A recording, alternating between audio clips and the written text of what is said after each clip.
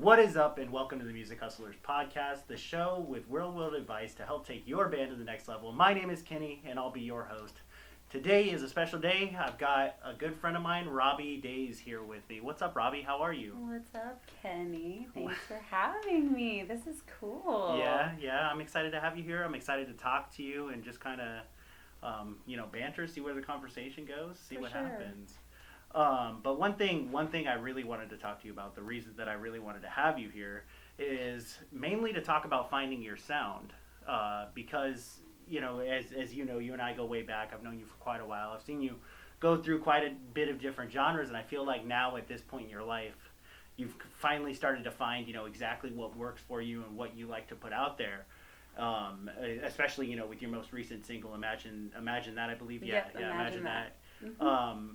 And really, I guess the question I wanted to ask is, like, how would you, what kind of advice would you give to someone who's trying to find their sound and trying to find, what they really love to put out? Sure. With this whole, finding yourself, I still, to this day, am still trying to find my exact sound. I feel that, Yeah.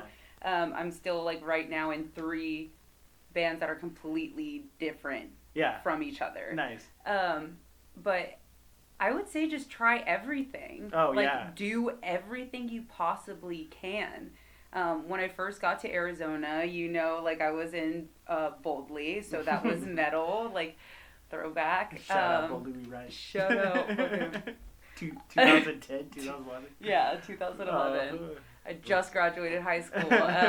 But yeah, I've always been a huge fan of metal and rock and alternative rock, but I don't think I ever saw myself being in an actual metal band. Yeah.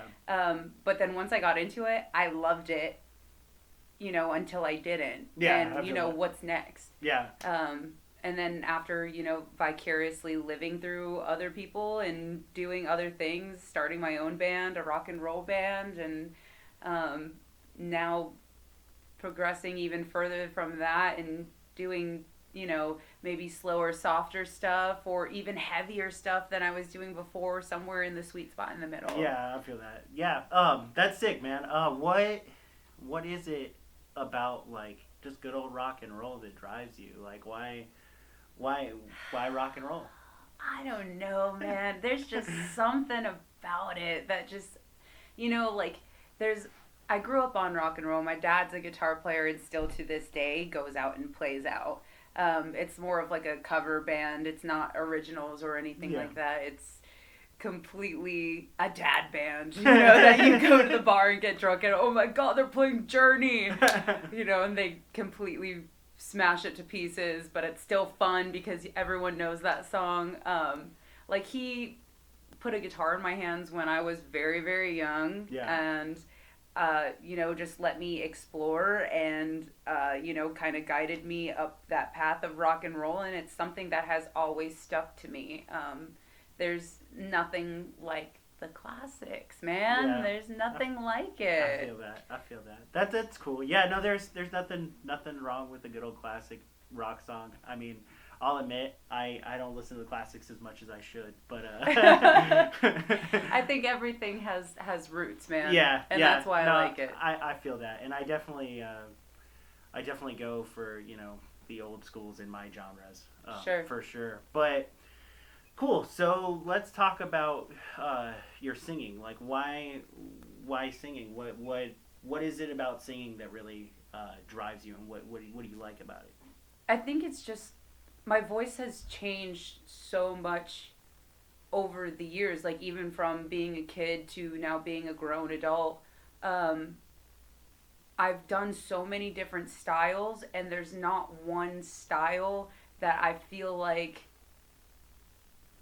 maybe that I can't master or that I haven't mastered yet, so I want to try it. Yeah.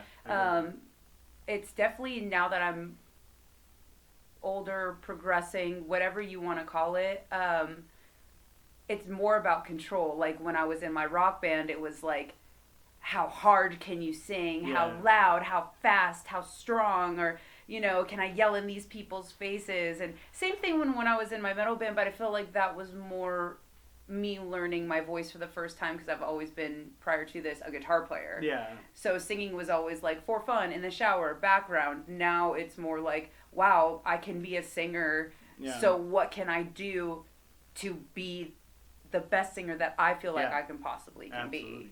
So it's always trial and error. Like right now I'm going through this whole like, let's be soft and pretty, because I've been so fucking pedal to the metal, you know, like how hard can you go?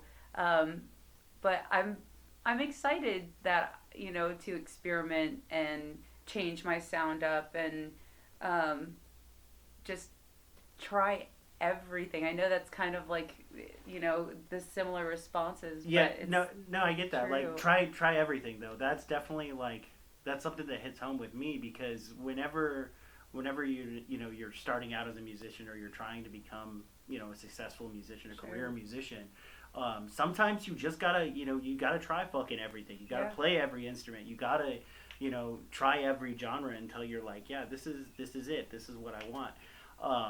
So I definitely, I like that point a lot.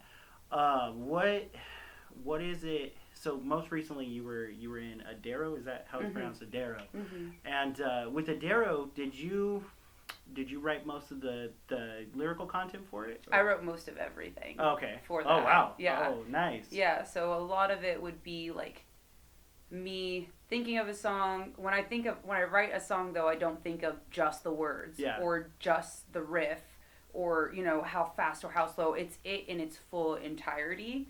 I'm kind of like the big picture kind of writer. You know, if I just write lyrics, it feels like a poem. I feel that. You know, I need to hear it. So what I would do is I would, you know, mouth guitar riffs into my phone, or, you know, write down lyrics as quickly as possible, and then bring it to my guitar player at the time, and then, you know, she would add her stank onto it.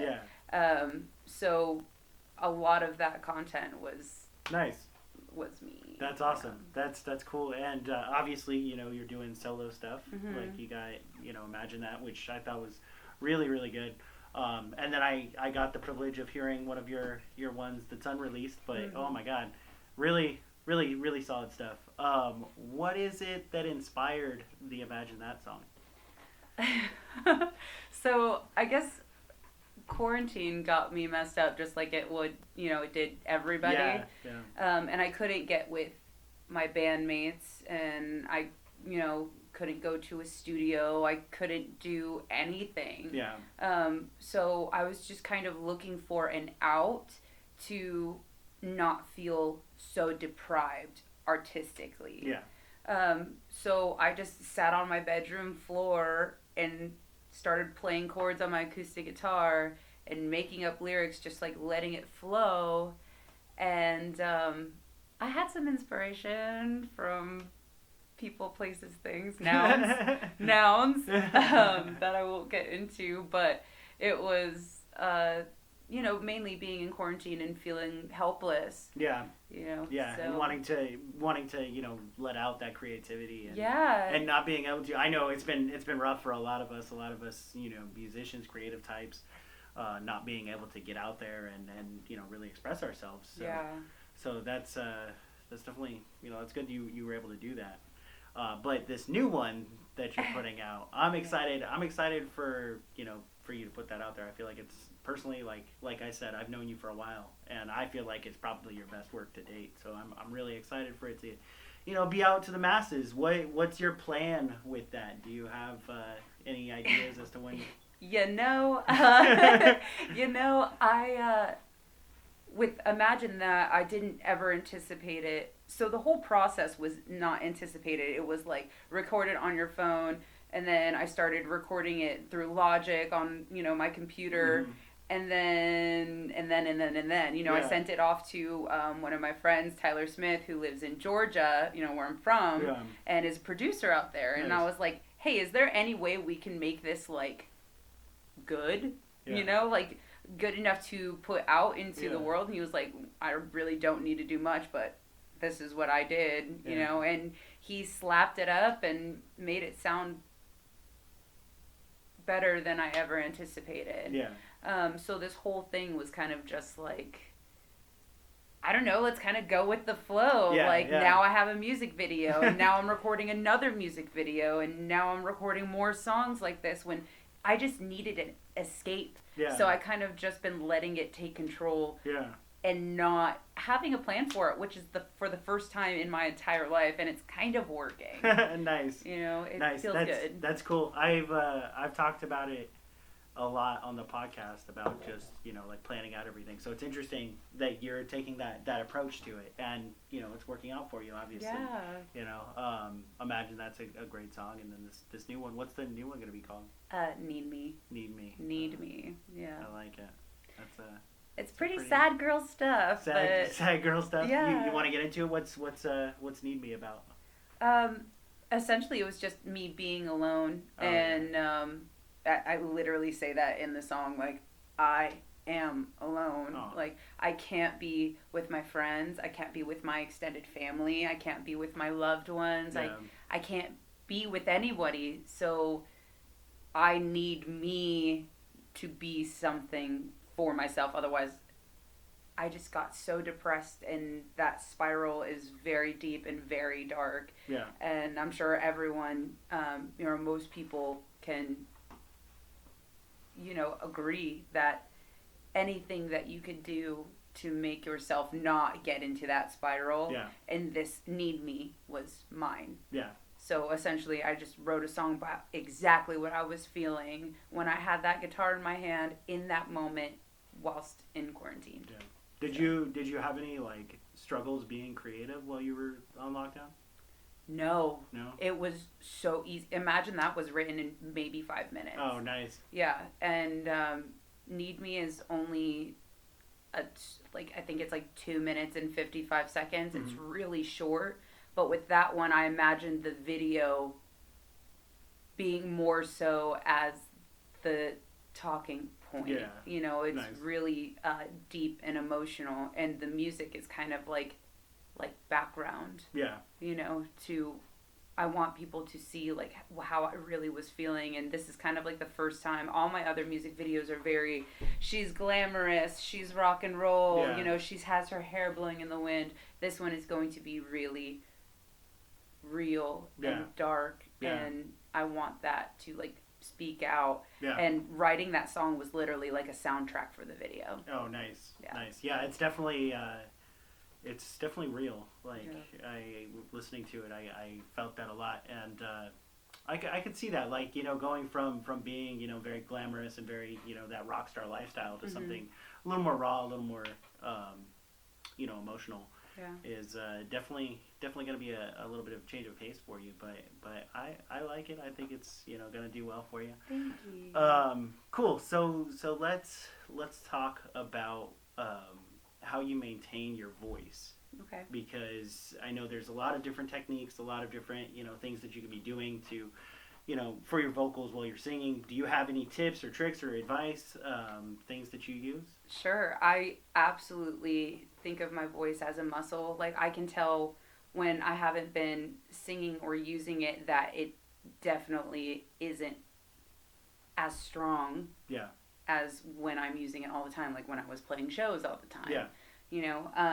So that, staying hydrated, I used to be a heavy cigarette smoker, and I've chilled off that. I mean, I don't think vapes are any better than cigarettes, or I don't know, that whole controversy is not my thing, but I just know that I would go and smoke cigarette after cigarette because I have a drink in my hand and a cigarette, and then get up on stage and nothing would come out. Yeah. So I was like, I need to make that conscientious decision to like not do that anymore. Yeah. So now this thing stays near me, but it's not like how it was when I was smoking. Yeah. So just like health choices, being healthy, the things you eat. I don't eat a lot of dairy. Yeah. I don't. I exercise a lot. Breathing. I actually have asthma. Oh, nice. Too. So like breathing methods to make sure that I'm breathing correctly and that I'm using my voice at the correct spot, so it's not coming out from my throat, it's coming from my diaphragm. Oh, yeah, that's a good one. So it's super important to practice that. Like I said, staying hydrated is number one. I probably drink like a gallon of water a day. Yeah. Like subconsciously. Yeah. No, like not when I'm doing extra stuff. I feel that. When you're singing, do you drink warm water or like lukewarm temperature? Yeah, I never drink cold water ever. If anything, too, I always have an array of teas, too. Yeah, tea's also a good thing. Yeah, tea and so honey. hot tea, honey. Potato chips actually help, too. Interesting. Yeah, I was recording, and it was like a long recording session, and my voice was starting to give out because it was a very powerful song. Yeah. And, after singing like that for hours and hours and hours on end, it's like, oh my gosh, like, we need to get this done. We're so close. Yeah. So my producer went and got me a bag of Lay's classic style potato chips. And it's not something that I recommend to do, like, consistently. Yeah. But if you're in a pinch and your voice ain't doing it for you, honey, eat those potato chips.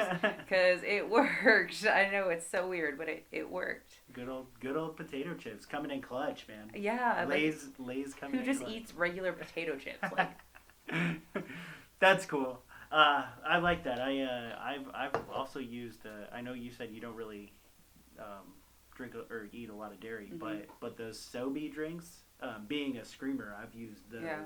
Those really help me. But I want to scream so bad. Oh, yes. I used to do it back in the Boldly days. Yeah, I remember. Yeah, I used to go ham. I used to go so ham, but I would love to do that. But now I'm just so scared because I work so hard on my singing voice, You don't want to, no. But I'm also kind of like every time, I go to my friend's house or we drink or hang out and we throw back like the oldies, like Old the Plot and You, like Moth the Flames, like all those goodies, Chelsea Grin.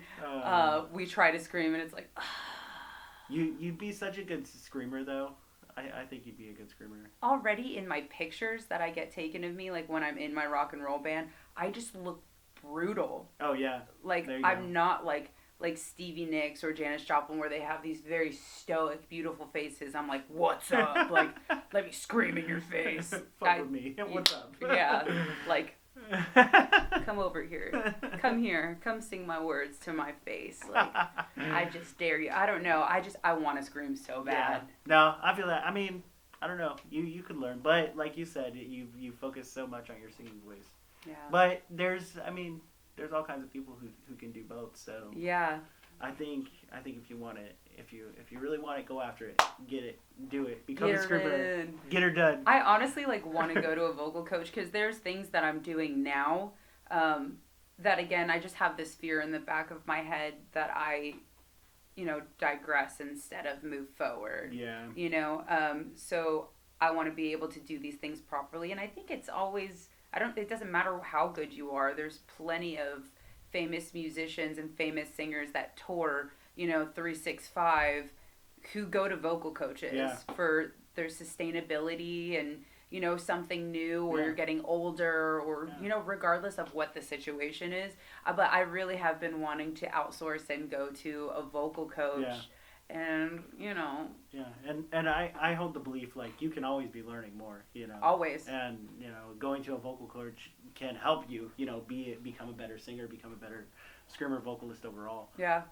So yeah, I like that. And I think you make a solid screamer, so you should do it. Dog, I'm ready. I'm so ready. What's the band out here? I saw her, I think it was your show. Maybe it wasn't. No. It was. No, I think. Is there a band? There's a female screamer, and she's very tiny, but she's so badass. She's so good. I am not sure who you're talking about. And there's a guitar player with long black hair who's also really good. Oh, dang. Man, I thought you would know this for sure. I wish because she's so good. I wish. It's not my scene, so like when I do go to metal shows, like there's definitely bands that I follow. But I learn a new band every time. I haven't been in the metal scene since 2012. Yeah, I feel it. So I learn new bands every time I go to a show, and I go to a show. Well, I did, I want to say at least once a week. Yeah. If not 2 or 3 shows in a night. Yeah. So. Always at something. Yeah. Always popping off somewhere. No. Cool. Well, Robbie, thanks for being here. Thanks for having me. This was fun. Thanks for hanging out with me. I like to end every interview with one specific question though. Okay. And that is, if you had a piece of advice to give a new hustler, someone who's just trying to break into the music industry, the scene, whatever, what would it be?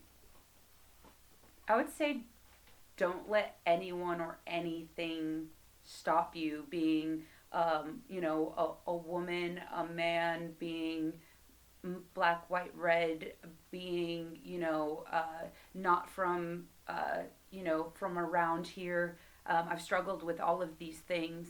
And I would say, seriously, don't let anyone stop you if you don't think your image is up to par or anything. If you have talent, you have drive, you have will, do it, and you will accomplish everything you want to accomplish. Nice. Yeah, absolutely. Don't let being a reject, keep you back.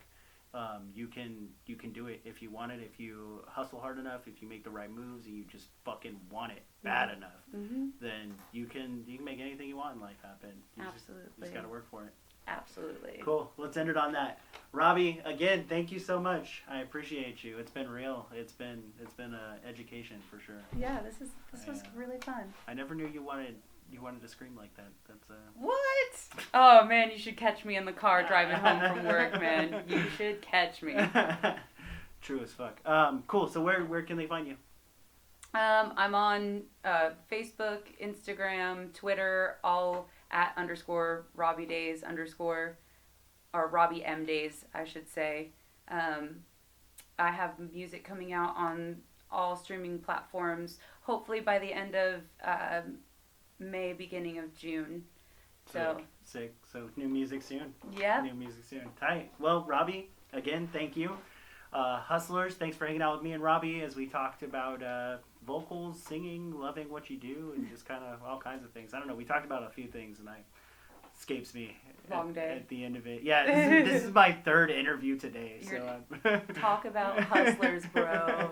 Talk about hustlers. All right. Well, if you want to check me out, you can follow me on Instagram at @TheKennyFerris. You can also follow the Music Hustlers podcast, both on Instagram and Facebook. Please hit subscribe and like the video. It really helps me out. We're out of here. Peace.